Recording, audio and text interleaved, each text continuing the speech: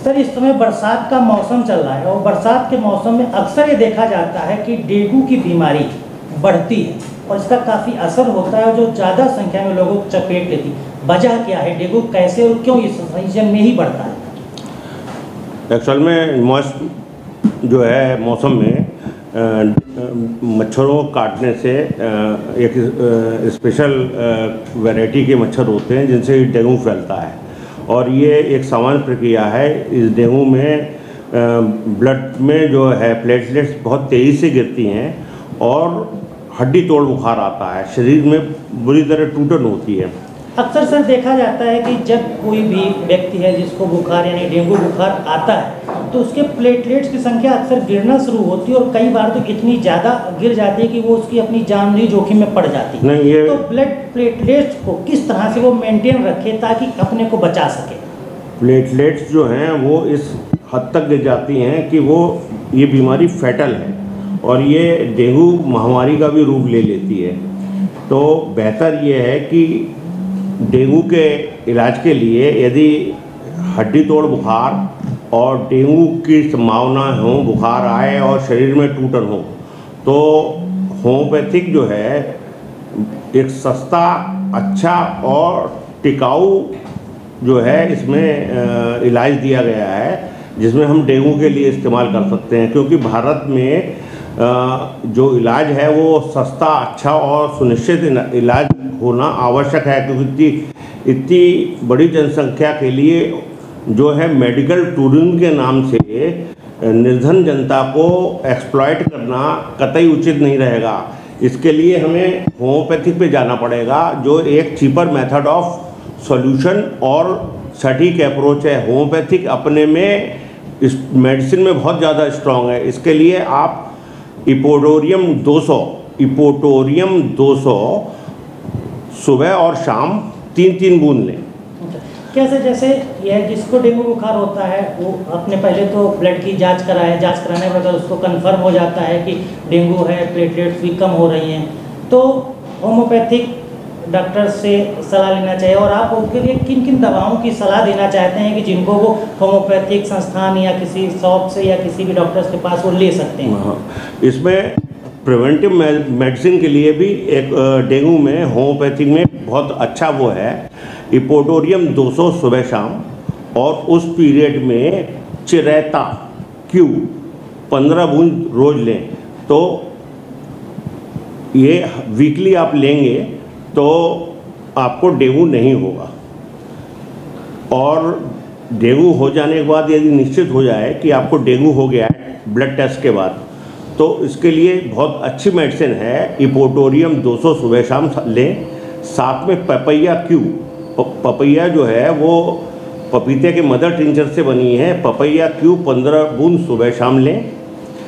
Belladonna 200 सुबह शाम लें और चिरेता क्यू या अथवा गिलो क्यू 15-15 बूंद सुबह शाम लें। यदि आप 3 दिन भी ये दवा ले लेते हैं तो डेंगू काफूर हो जाएगा, आपके प्लेटलेट गिरना बंद हो जाएंगे।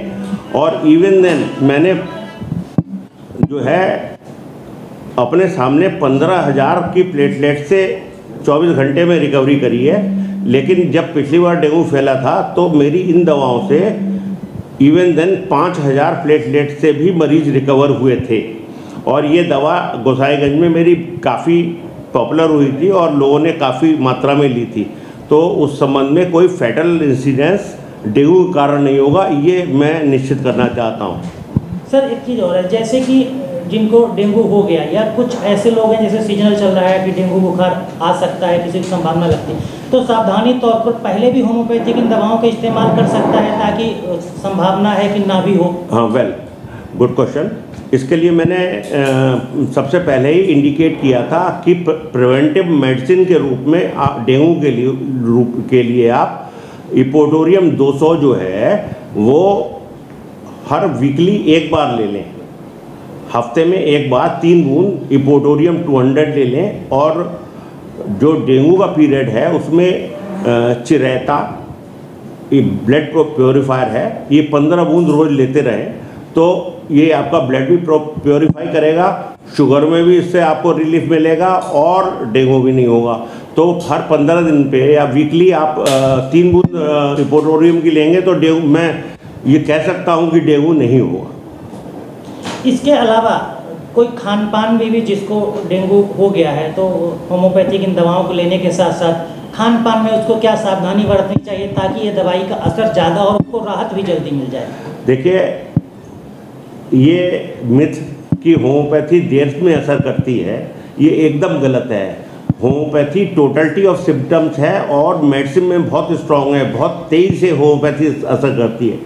और ये कहावत कि ये दवाओं पे खाने पीने से बुरा असर होता है, ये भी काफ़ी हद तक गलत है, क्योंकि होम्योपैथिक में वो चीज़ें जैसे कच्चा प्याज है, कच्चा लहसुन है, हींग है, ये थोड़ा सा अवॉइड करें। और वैसे सब चीज़ खाएं, कोई खाने में परहेज की वैसी बात नहीं है।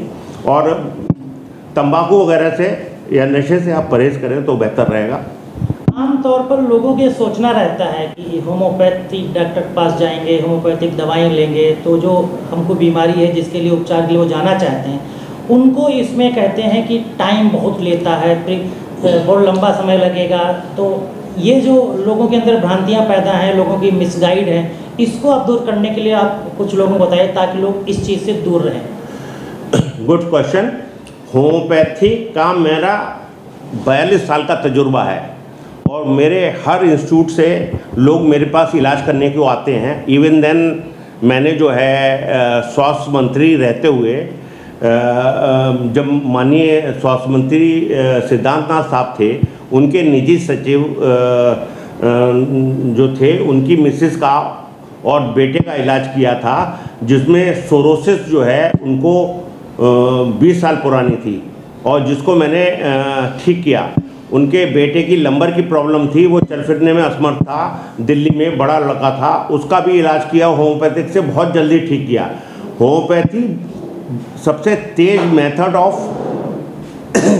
प्रिक्योर है और सबसे जल्दी असर करती है, सब्जेक्टिव टू सही मर्ज की सही दवा दी जाए।